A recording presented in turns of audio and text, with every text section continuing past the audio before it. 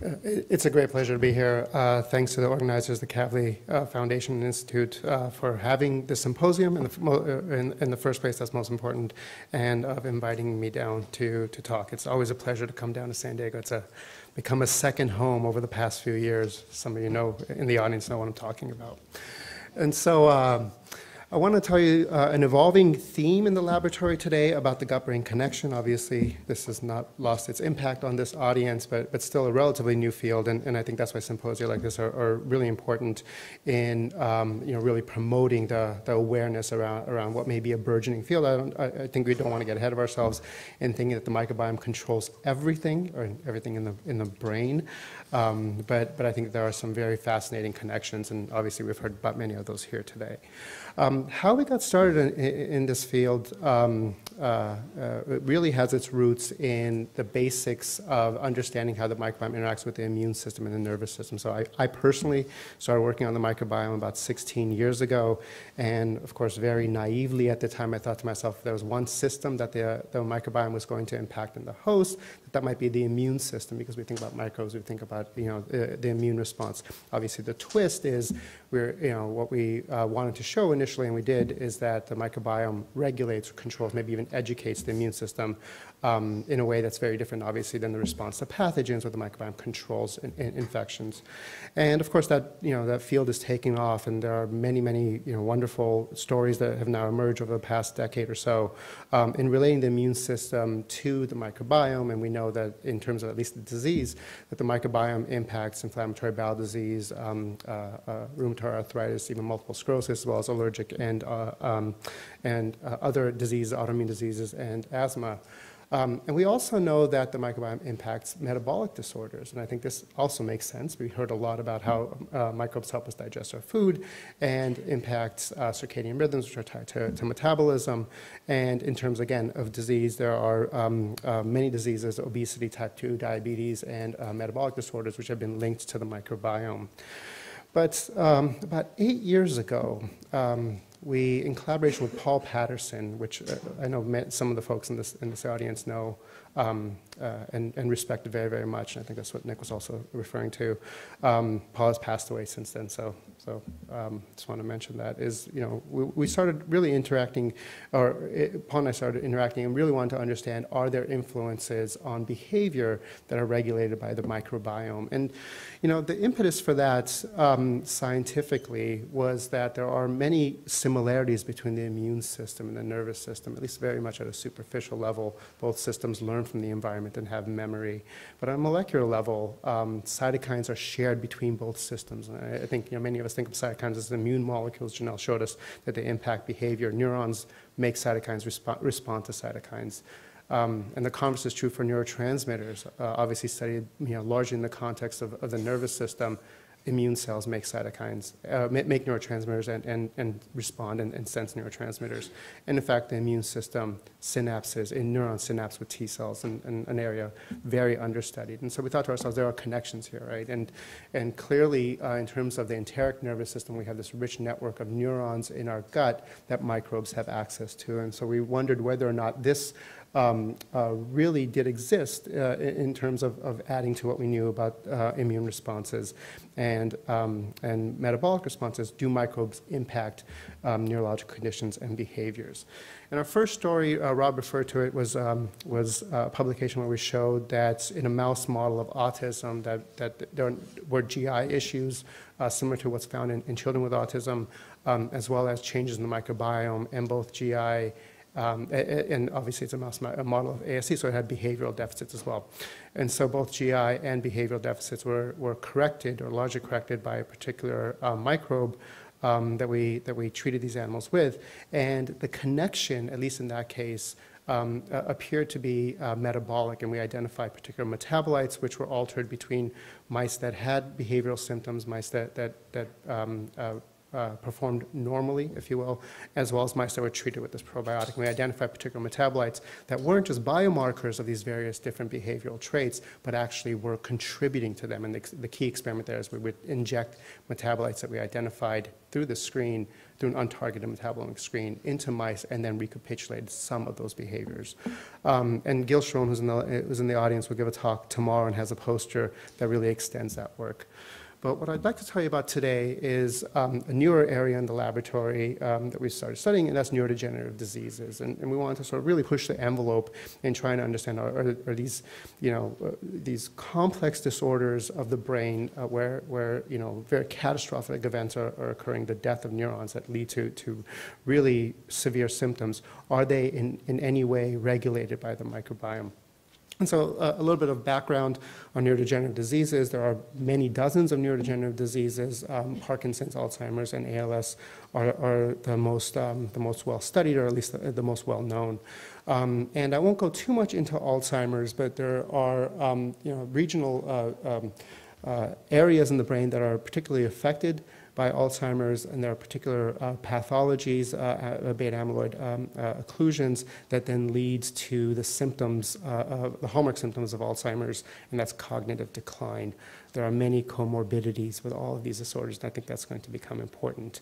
But again, focusing on Parkinson's, Parkinson's is the leading cause of neurological motor symptoms in the US, and about 1% of the population over the age of 60 has been diagnosed with Parkinson's. In fact, age is the highest risk factor for Parkinson's. And worldwide, this equates to somewhere on the order of 10 million people who've been diagnosed with PD. Many people believe that this is an underestimation because of access to healthcare and changes in diagnostic criteria, differences in diagnostic criteria from region to region. And so, the published reports are 10, but again, this may be a larger disease than what we currently appreciate.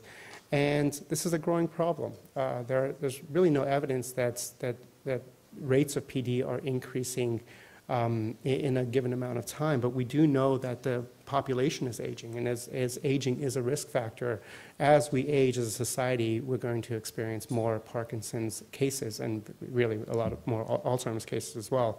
And current estimates are that this number will triple by the year 2050, and so efforts to understand the pathophysiology, the underlying biology, are going to be important in developing therapies. And again, it's a neurodegenerative disease, and so here in particular, the neurons that are most severely affected are dopaminergic neurons. In Parkinson's, we know that there are particular brain regions as well in Parkinson's that are affected, such as the substantia nigra pars compacta. There are other regions affected as well, and I'll touch upon a little bit on how we know that there are pathologies that are associated with Parkinson's that are found in the gut. And the other aspect that made us think that perhaps Parkinson's may have a microbial component to it is that most cases of Parkinson's are non-hereditary, and so only about 10% of patients with Parkinson's have Parkinson's in their family or know someone with Parkinson's in their family. Most cases appear to be sporadic, and this suggests that there may be an important role for the environment. So the symptoms of Parkinson's that we're all familiar with are tremors in the hands, changes in gait, and as well as a hunched posture. And these can be obviously very, very debilitating. At the same time, there are many non-motor symptoms of Parkinson's, and it's this constipation that again really emboldened us to think that there may be a link to the microbiome. There are also olfactory deficits and sleep disturbances, depression, and cognitive effects as well.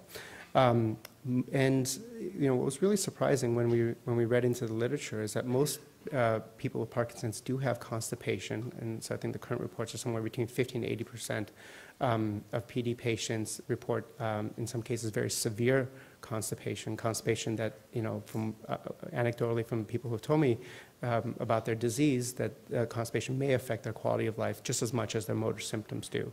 And what's pretty surprising, at least it was surprising to me when I found out, is that in many of these cases, the constipation precedes the motor symptoms by years, if not decades. And so, again, really thinking about the origins of the disease, classically a neurological disease, Michael Brake had proposed about 15 years ago that perhaps the origins of Parkinson's, at least in some cases, is the gut, and that there are mechanisms by which this pathology that he discovered, which is alpha-synuclein aggregation, and I'll tell you about alpha-synuclein in a minute, may start in the gut. He was biopsying people. He found many of them had alpha-synuclein aggregates in their intestines, and then some subset of those people went on to develop Parkinson's disease.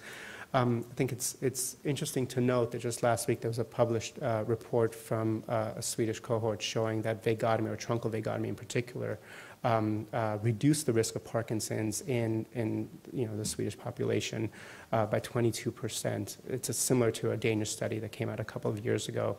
And there's a lot of research now in trying to understand, is there a movement or a retrograde transmission of the pathology from the enteric nervous system, perhaps through the vagus and up into the central nervous system. These are all dots that need to be connected, but I think that there's sufficient evidence to suggest that there may be gut involvement in Parkinson's. And so, as I mentioned, the pathology behind Parkinson's appears to be aggregation of a neuronal protein called alpha-synuclein, and so a significant amount is known about the biology of this molecule.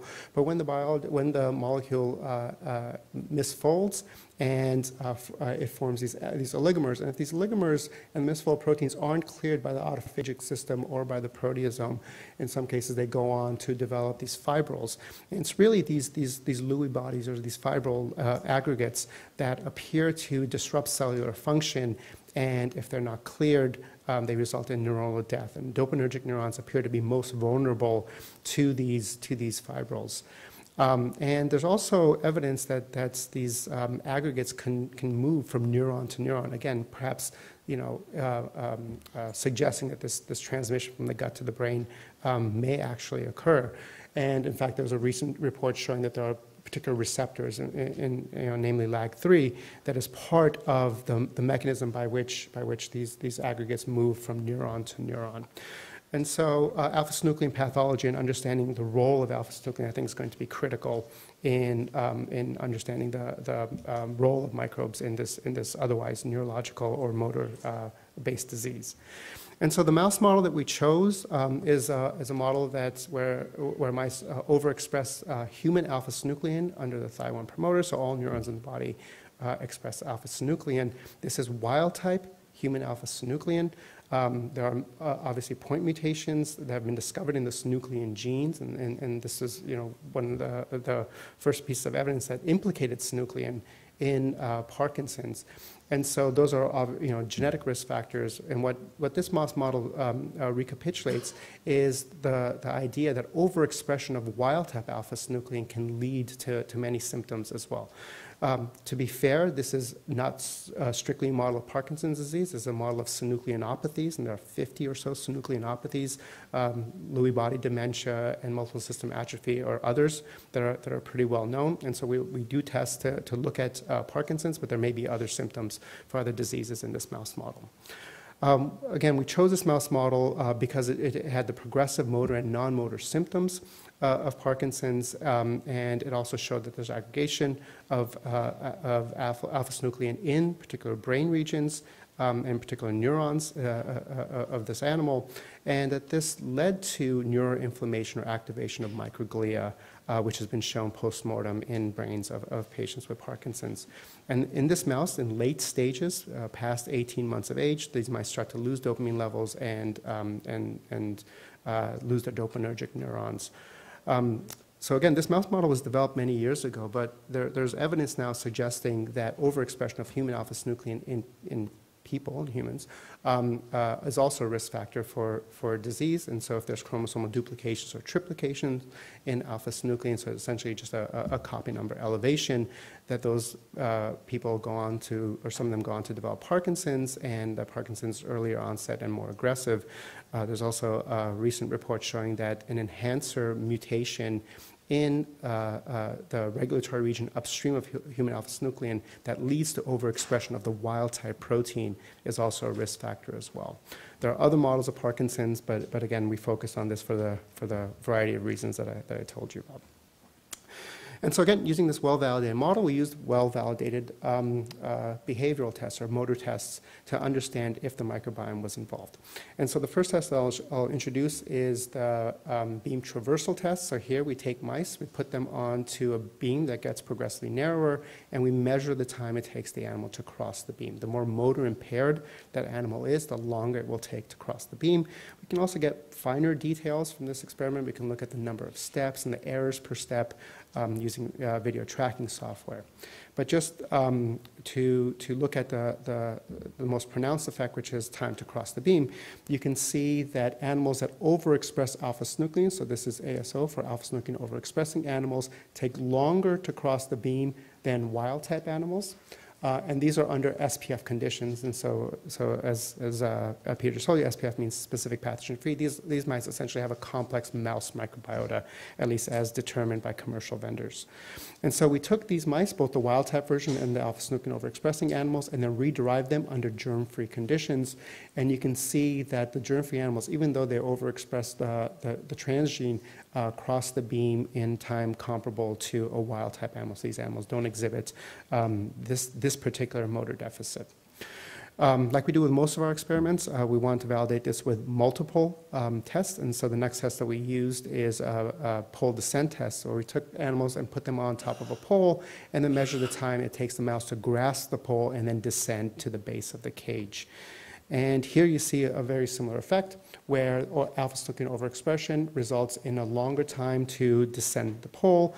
If the mouse has a complex microbiota under germ-free conditions, overexpression of alpha-synuclein doesn't seem to have an effect. We see levels similar to wild-type animals, again, suggesting that the presence of a microbiome was contributing to this motor symptom. And so these are tests roughly for coarse motor skills. We want to look at fine motor skills. And so we use an adhesive removal test. So here we take essentially a sticky pad, put it on the nasal bridge of the animal, and then measure the time it takes, the animal takes to remove that pad. And the only tests that or the only trials that we score are when the animal actually grasps the sticky pad. So we're looking at fine motor skills here. And again, we see the same trends and the same phenotype where alpha-synuclein overexpression with a complex microbiota results in a longer time to remove the sticky pad compared to those wild-type animals that don't overexpress alpha-synuclein, but under germ-free conditions, this phenotype is lost.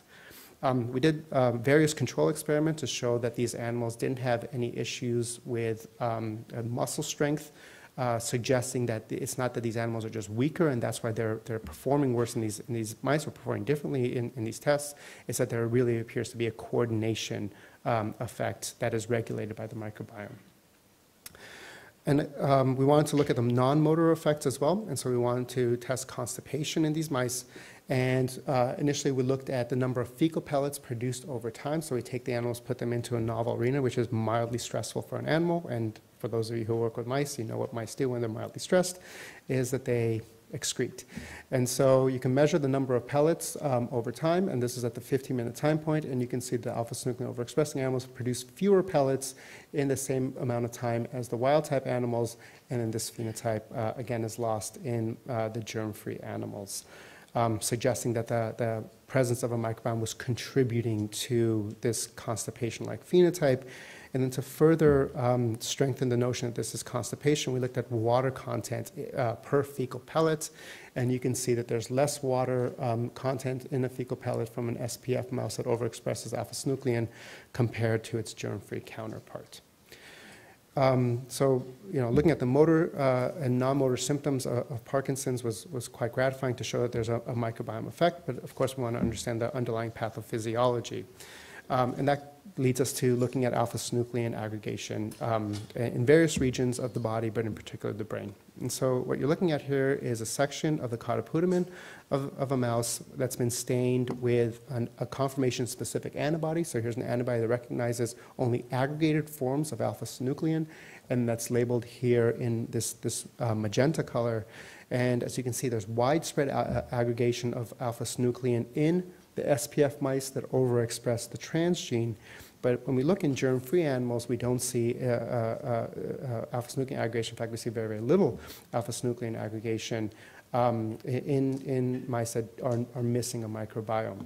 And so, of course, first we thought, and obviously similar to the motor test as well, is that perhaps there was a difference in the expression of alpha-synuclein between these groups. And that would have been a trivial explanation. But we look at both at the level of the transcript as well as the protein, which I'll show you in a minute, and there doesn't seem to be any effect in the expression of the transgene between the SPF and the germ-free animals. So it really appears to be an aggregation phenotype that's regulated by the microbiome. And so in addition to the sectioning and the histopathology, we wanted to look at alpha-synuclein aggregation biochemically. And so here we used a Western blot. So we looked at both the soluble and insoluble fractions that are protease resistant. And you can see within the soluble fraction, there's an equal amount of alpha-synuclein in the SPF mice as well as in the germ-free mice. Again, supporting at the protein level, there's no difference in expression. But in the insoluble fraction, you can see that there's less insoluble alpha-synuclein in the germ-free alpha-synuclein overexpressing animals, backing up the imaging here and showing that in the absence of a microbiome, there's just less aggregation of alpha-synuclein.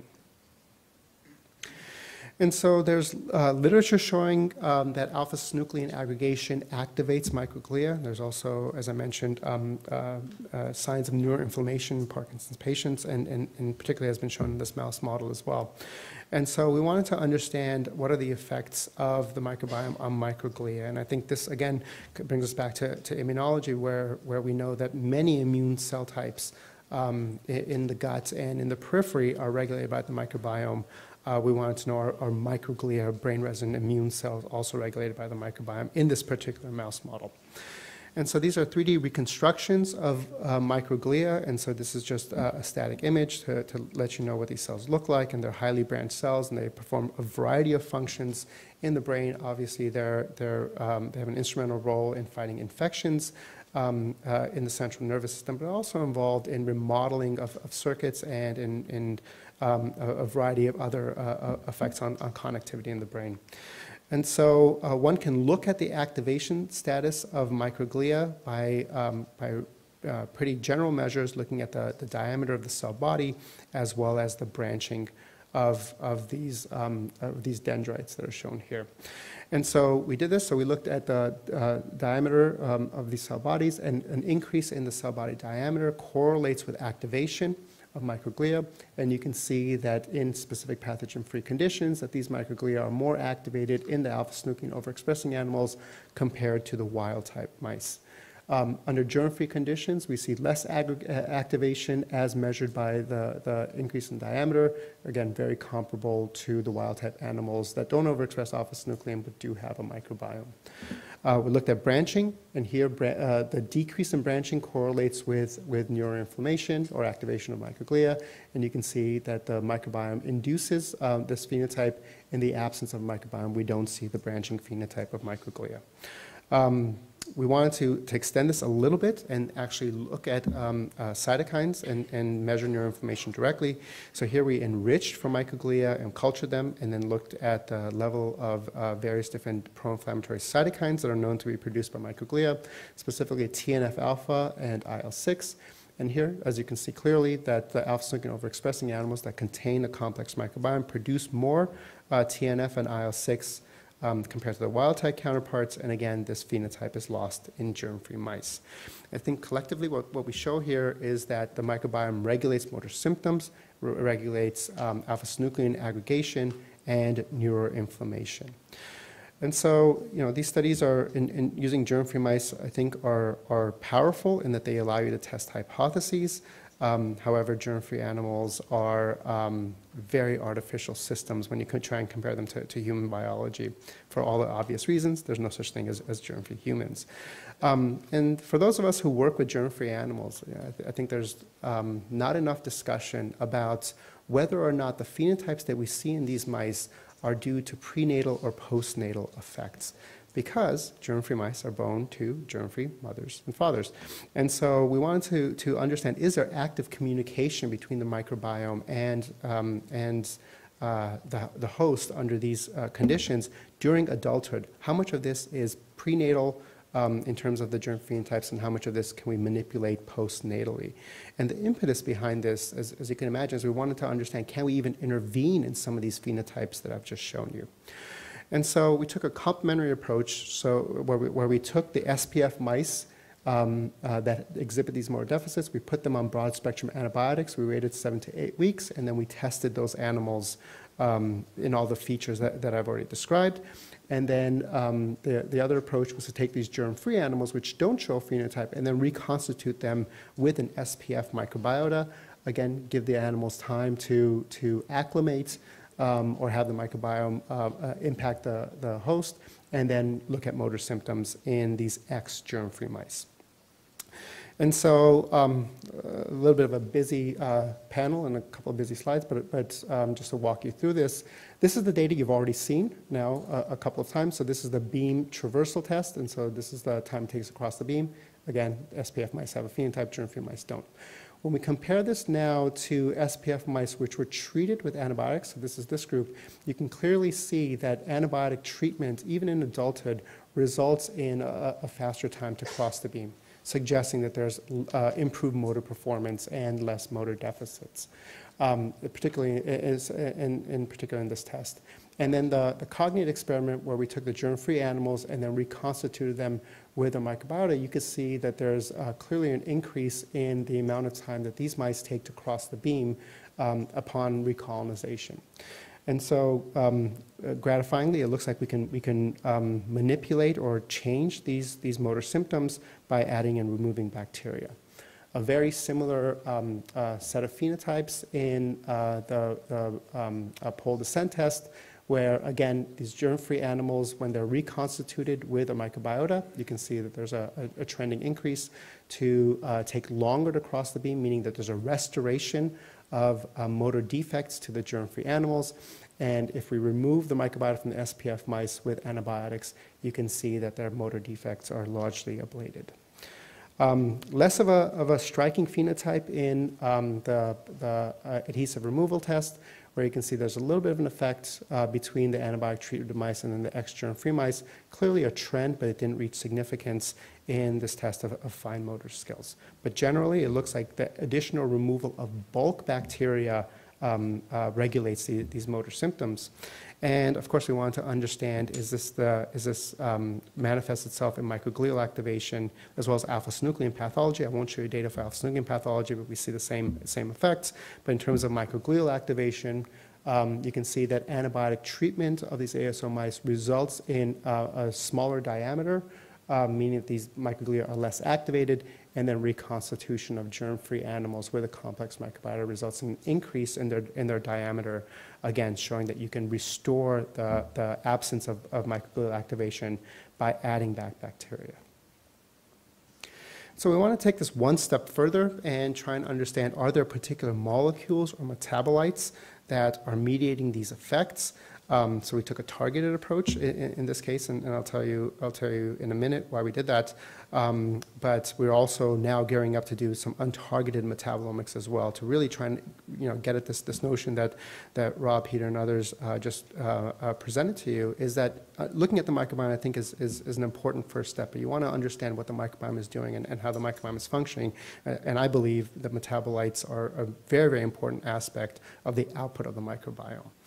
And so, in particular, again, we look at short-chain fatty acids as those metabolites in a targeted fashion. So short-chain fatty acids, as you likely know, are dietary breakdown products of fiber. And so fiber is broken down by bacteria in our intestines into a variety of short-chain fatty acids. Here we see acetate, butyrate, and propionate, which get a lot of attention. But there are many other short-chain fatty acids that are produced by bacteria as well. And as we heard, that these short-chain fatty acids are energy sources for enterocytes, but they have many, many effects beyond just the gut lining itself. So they affect the gastrointestinal immune system. They're actually anti-inflammatory in many ways, and they induce regulatory T cells. And they also have effects as distally as the brain. And the reason why we focus on short-chain fatty acids was we were informed by a paper from Marco Prince just a couple of years ago, where he showed that in germ-free mice that there was less microglial activation, and then this phenotype could be restored by adding back short-chain fatty acids. And so this is just a sort of a diagram of his studies, and obviously they were quite elegant and extensive, where these germ-free animals look to have immature or reduced activation of microglia, and then just feeding short-chain fatty acids to these animals recapitulated an SPF phenotype. And so we wondered, is activation of microglia through short-chain fatty acids sufficient to induce the motor symptoms and alpha-synuclein aggregation in our mouse model of Parkinson's?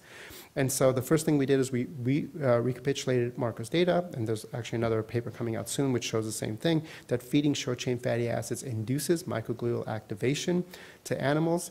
Again, there's a lot to be learned here beyond just the feeding experiments, because we know that these short-chain fatty acids have anti-inflammatory effects in the gut. They seem to have pro-inflammatory effects in the brain. So armed with that information, we wanted to understand, are there effects on motor symptoms? And so here, again, we took these germ-free animals. We fed them short-chain fatty acids throughout the course of the experiment. Again, this is a 7 to 8 week treatment. We fed all 3 short-chain fatty acids that are most tested, so that's acetate, butyrate, and propionate.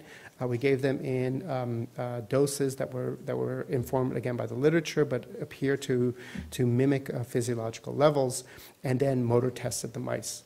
And so in the beam traversal test, you can see that feeding short-chain fatty acids now induces a motor performance deficit. So these germ-free animals that perform better than the SPF mice, if they're given short-chain fatty acids in their drinking water, they take longer to cross the beam. Similar effects in the pole descent test, comparing these germ-free animals to mice that, again, remain germ-free, but they're exposed to short-chain fatty acids. You see that they take longer to descend from the pole.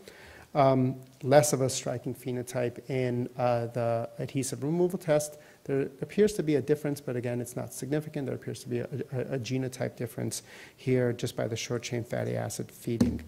Again, and so we were very rigorous about testing these animals for contamination, and so we do believe that it's short-chain fatty acids. Whether or not short-chain fatty acids actually get into the brain is, after dietary production or feeding, is still a matter of controversy, and we don't have good data in the laboratory to support one model or the other. You'll find papers that say that they can detect short-chain fatty acids in the brain, others that don't. But we wanted to understand, is there a brain effect? And so we again looked at alpha-synuclein aggregation using the conformation-specific antibody. You saw the germ-free data. Antibiotic-treated animals, as I alluded to, I think, appear to be the same, where there's no aggregation or very little detectable aggregation. But here you can see germ-free animals plus short-chain fatty acids does lead to aggregation of alpha-synuclein as detected by this staining. And we back this up with a dot blot assay, similar to the Western blot assay where I showed you, where we're looking at protease-resistant alpha-synuclein protein. And then you can compare some of these groups. Again, antibiotic treated have the least amount of alpha-synuclein aggregation. Ex-germ-free animals from that previous experiment I showed you increases statistically. Short-chain fatty acids give us even more alpha-synuclein aggregation. And so a lot of work that needs to be done here, some of which I alluded to. We want to understand if short-chain fatty acids get into the brain, do they actually contact microglia? Again, there's just not really good evidence of whether or not microglia express short-chain fatty acid receptors, and there are other mechanisms besides expressing the receptors where short-chain fatty acids can affect any particular cell. Wanting to understand then if that is true, that these microglia are really sensing short-chain fatty acids or some other signal from a cell type in the periphery that may be inducing microglial activation. Is the activation of microglia sufficient to then start this cascade of events that then leads to motor symptoms? And so, there's literature showing that microglial activation or an inflammatory environment induces alpha-synuclein aggregation. As I mentioned, alpha-synuclein aggregation activates microglia. And so whether or not that there's a feed-forward loop here, I personally am not sure about. But we did an experiment, and it's buried in the supplement of the paper, but I'll mention here, which I think may be important in starting to unravel the interactions between the aggregation of alpha-synuclein, microglia, and motor symptoms, is in the mice that we fed short-chain fatty acids to, we treated those animals with a non-specific microglial inhibitor, minocycline, and we showed that we can essentially block the effects of the short-chain fatty acids. These mice didn't have these motor symptoms. And so minocycline will hit other targets. It's also an antibiotic. That's why we did it in the short-chain fatty acid-fed mice where there's no microbes, so we wouldn't have that confounding effect. But I think this is beginning to tell us that perhaps one mechanism, maybe not the only mechanism, but one mechanism may be microbiota-induced microglial activation that then leads to PD-like symptoms in mice. And so the final part of the story that I'll tell you about, which was in the title, and I'm not sure where the title came from of my talk, but it was accurate, is to try and understand whether or not there's the changes in the microbiome are a consequence of many physiological features in, let's say, a Parkinson's patient, but it can be generalized to other populations, or whether or not the microbiome was contributing or causal. And so this is a diagram from a review by Susan Lynch that came out last year, which I think, and here's the reference, which I think is really a good read, and I recommend to those people really thinking about the interactions between genetics and the microbiome. She touches on many other aspects of microbiome research as well.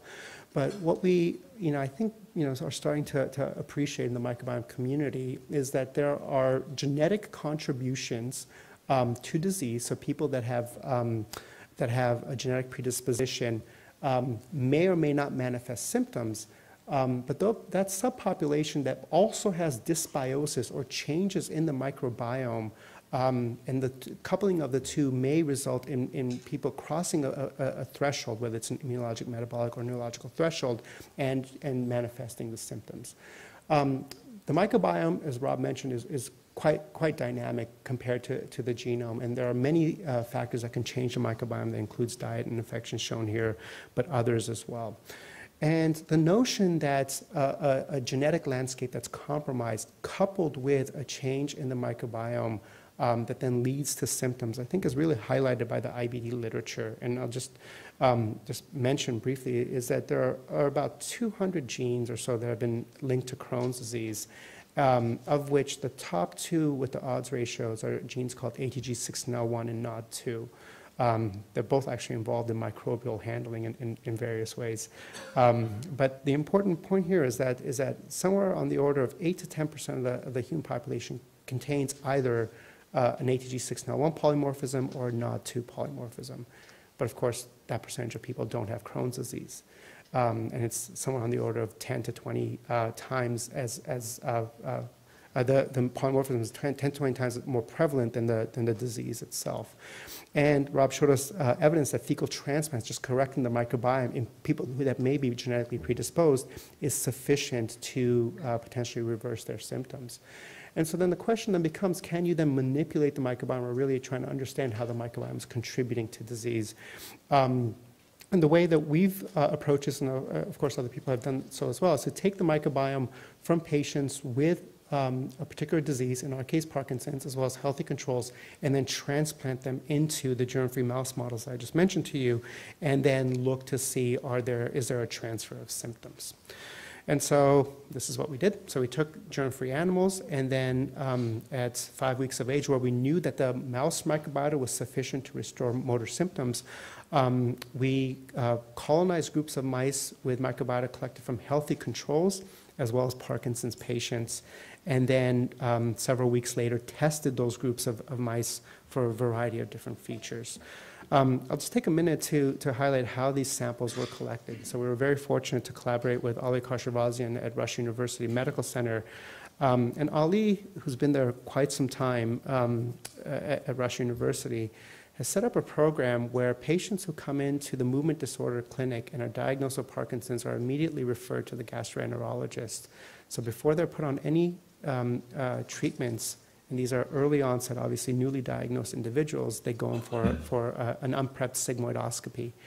And what Ali has developed are special procedures to not just biopsy these individuals and really look at whether or not they have pathology and alpha-synuclein aggregation, but he can take fecal samples from these individuals. Remember, these are unprepped samples, unprepped colonoscopies, and take the samples with a particular device that he's helped pioneer and immediately capture, it's like a basket that goes in, immediately capture the fecal material, and within minutes, that fecal material is homogenized, aliquoted, processed, and frozen or put into RNA later or a variety of other media to really try and capture the microbiome in its native state without being exposed to ambient air or potential other confounders that may happen with home kits.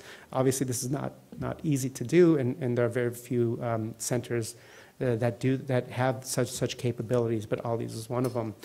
And so we're able to handpick from several dozen PD patient healthy controls match samples for our particular study, and we have really an extensive set of inclusion and exclusion criteria, again, that you could read about. But we chose 6 pairs from healthy controls and PD patients, in most cases spouses, and took their microbiota as fecal samples and then recolonized mice. And so I'll show you some of the microbiome work, and this was done by Rob Knight. And what we're showing you here in these principal coordinate analysis plots are those larger circles are the microbiomes of the donors, and then the smaller circles are the recipient mice for each donor. And you can see that there's a pretty good correlation between donor and recipient. Of course, the microbiome is going to change when you transplant from humans to mice. It's a different environment. The food is quite different, obviously. So we do see a shift, but then we do see, again, some fidelity in donor to recipient correlations. And then looking at the unweighted UniFrac, the biggest differences between samples were the healthy versus the PD. And again, this is gratifying. There are now 6 papers showing that the microbiome is different between Parkinson's patients and healthy controls.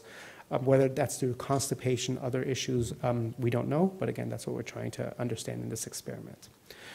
And so we took the microbiome, as I mentioned, from both groups, and we put them into the wild-type animals as well as the alpha-synuclein overexpressing animals, and then performed the motor tests.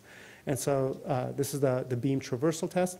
Here we're showing healthy control microbiota into either wild-type or alpha-synuclein overexpressing animals, and just the introduction of a microbiome is sufficient to increase the time it takes these mice to cross the beam.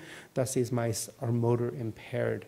At first, when I saw data like this, I thought to myself, okay, I guess this makes sense because it's a complex community. There are various different stimuli, and you're going to see an effect.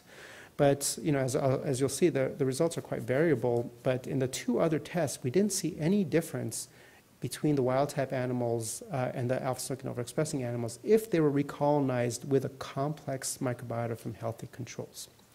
However, when we colonized with PD patient samples, you can see that there is a genotype-specific increase in motor symptoms. And so in the beam traversal test, in the pole descent test, you could see that these mice, if they have a PD microbiota and this genetic predisposition, result in longer to cross the beam, and in the nasal adhesive removal test as well.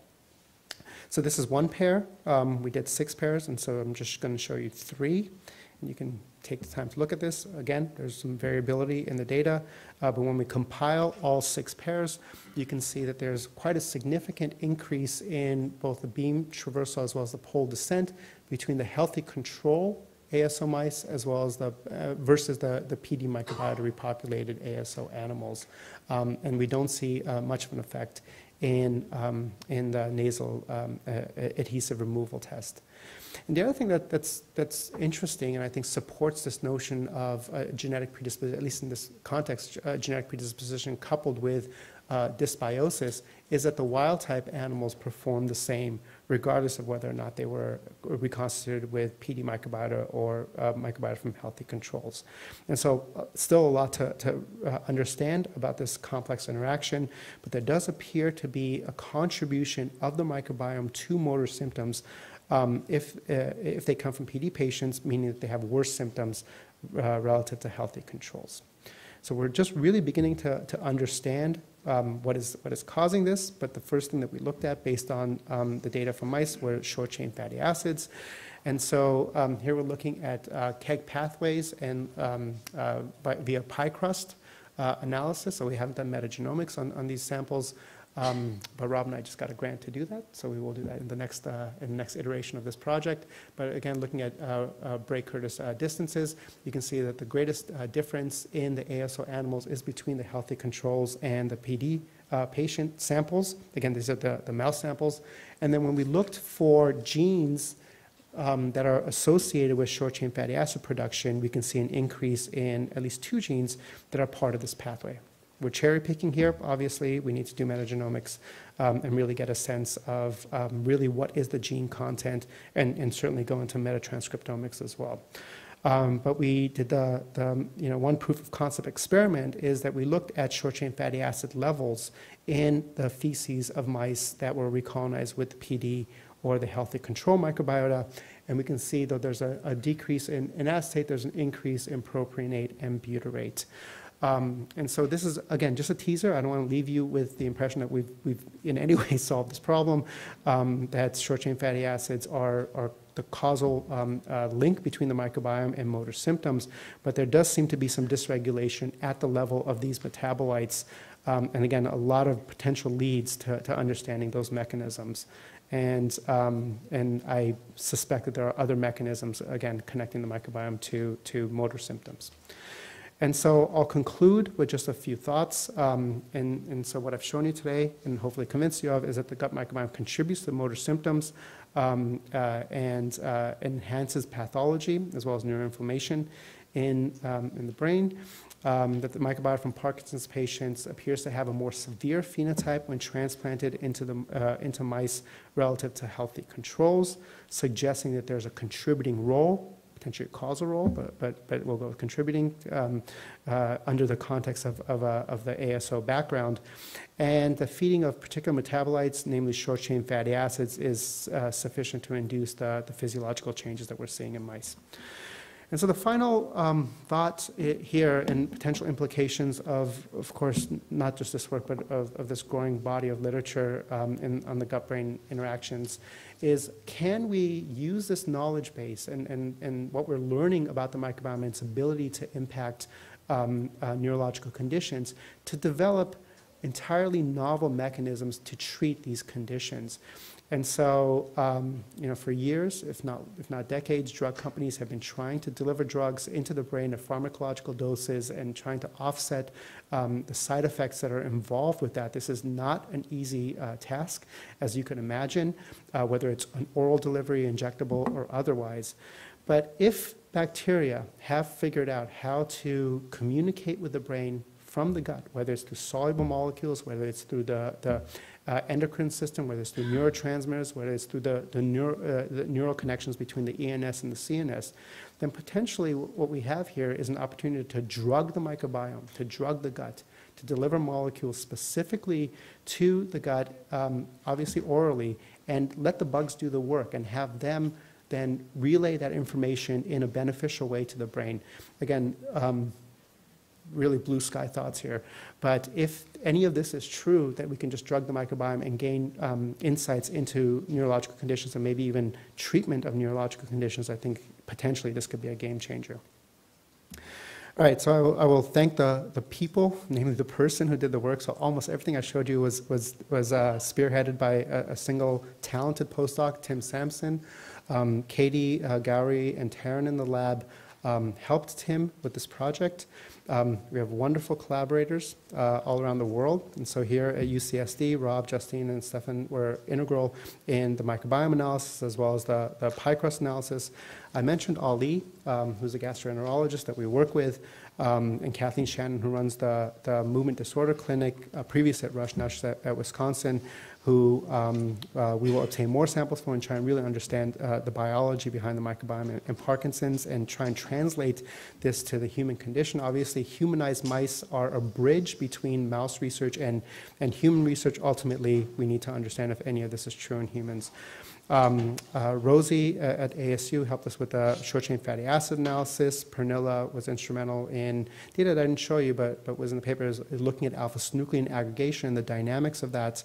And Viviana and Colin at Caltech helped us with the imaging. Marie-Francois Chesley was our initial collaborator on this project who supplied us with these animals, and you see our funding sources. So we'll stop there and be happy to take questions.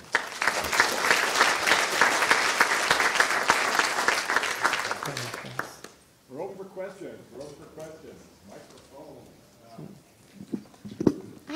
Hi. You said there was like a tie to environmental situations, and I'm mildly familiar with some of that stuff, and I was wondering what your knowledge is on either Vietnam vets, since it is high with them, as well as farmers are also prone to PD, and there's about a dozen common pesticides, and so the studies are I'm wondering what there is for studies being done against pesticides or genetically modified, or foods with genetically modified ingredients. Or agents used in warfare, right? Yeah. So there is a robust literature, mostly on pesticides, right? And you know, really large epidemiologic studies that I think are quite conclusive in linking pesticide exposure to PD. And you see these in Vietnam vets as well, and you know, it's likely not pesticides, but probably something else. There are also environmental exposures to particular drugs. So MPTP is I forget its street name, but there's a population of people who have used this drug and developed PD-like symptoms. Whether or not that's Parkinson's, you know, I think is highly debatable, and other exposures as well. And so whether or not any of these environmental risks work through the microbiome, to my knowledge, has never been tested. It's reasonable to think, especially if you know, maybe pesticides may alter the microbiome. There's some evidence that particular types of pesticides do. They've never been studied in the context of Parkinson's, to my knowledge. And so, of course, I don't want to leave anyone with the impression that the microbiome is going to, you know, affect all patients with Parkinson's. But whether or not environmental exposures, whether it be changes in diet that we think are modifying the microbiome, or potentially pesticides and PD are remodeling the microbiome to induce some of these symptoms, I think would be a wonderful area to study. So bottom line is, I wish we knew more about that. Thank you. Hi, Sarkis, that's great, really terrific. Remind me, in this model, in the mouse model, are the dopamine neurons affected? Dopamine neurons are affected in these animals. They start to see symptoms or loss of dopaminergic neurons around 18 months of age, and then it progresses after that. All of our studies were done, you know, at mice of younger age, right? And so at this age group, we don't see loss of dopaminergic neurons. And so, if I may project, why do we see symptoms, right? Again, the symptoms were reported, right? So nothing that I showed you, the SPF mice were, you know, are new. We're just, you know, our contributions to the microbiome. There's speculation in the field that perhaps maybe you don't see dopaminergic neuron loss, but maybe loss of dopamine itself. Right. You know, and because, you know, there's just cellular dysfunction because of the alpha-synuclein aggregation, which again you do see at this age. We haven't tested that. You know the assays better than I do. They're quite involved, but it's something that we've wanted to do for a long time. Well, where I was going with that was, I like this mechanism where eventually through the fatty acids we get to the microglia which are activated, and this has some effect. And that might be the causal feature, is this sort of CNS mediated one. How would you get specificity if that? In that, how would we get not Alzheimer's or ALS or, I mean, would there be certain types of bacteria, for example, or certain fatty acids would target certain types of neurons under one condition, and in another condition you'd get another disease depending upon cluster, the signature of the activation? Yeah, great questions, and of course, unanswered, right? Okay. Whether or not, so my understanding of Alzheimer's is that you see somewhat of a different phenotype, at least in the animals, right? Where activation is a good thing in Alzheimer's, but here activation seems to be, and it's debatable, right? But at least, there's a couple papers now showing that microglial activation in mice that is coupled to the microbiome is protective in Alzheimer's, right? So we see the opposite phenotype here. Now, in short-chain fatty acids, we're not implicated in those studies. What's mediating those effects and how short-chain fatty acids activate microglia in this context, and what does activation even mean, right? I mean, we measured cytokines and really, gross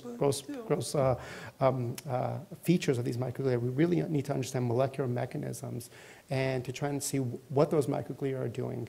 That we're not there yet. And so the next stage is to really try and do RNA-seq and global gene expression of these Your mitocycline data microglia. really imply that there is an inflammatory component there. You can block that event, so I mean, or mediated event. Correct. So that does support that. And that's what. But minocycline, it won't just reduce inflammation. It'll essentially shut off microglia, right? So other things that they may be producing beyond just cytokines. I know you're interested in cytokines, but may have effects as well, right? Right. So I'll leave it at this: is that it may or may not be the cytokines, but I have pretty good faith that something is happening in those microglia.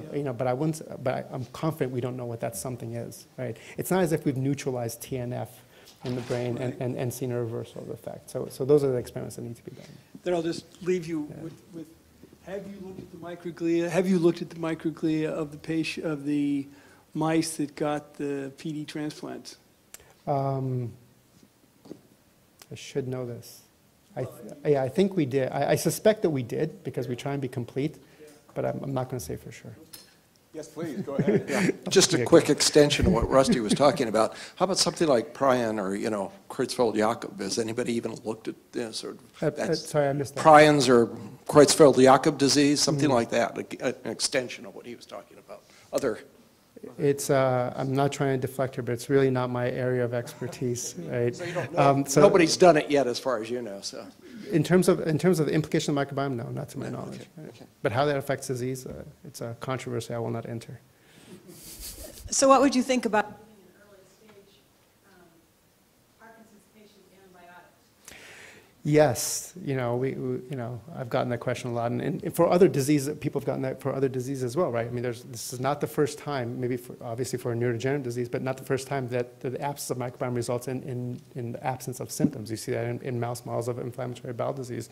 I don't think broad spectrum antibiotics is the answer to anything, right? Because these microbes are doing incredibly beneficial activities or have incredibly beneficial activities as well, and you lose all of that. And I think that's why I qualified the germ-free experiments, and this applies to antibiotic experiments as well, is that these are really just sledgehammers, right? I mean, you're removing everything.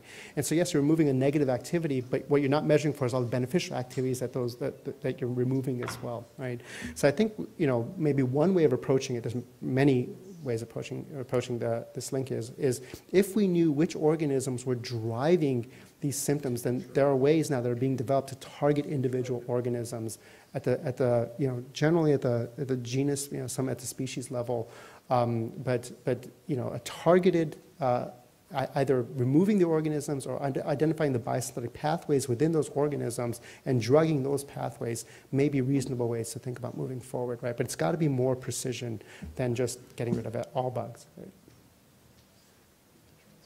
Sarkis, thank you again so much. This was just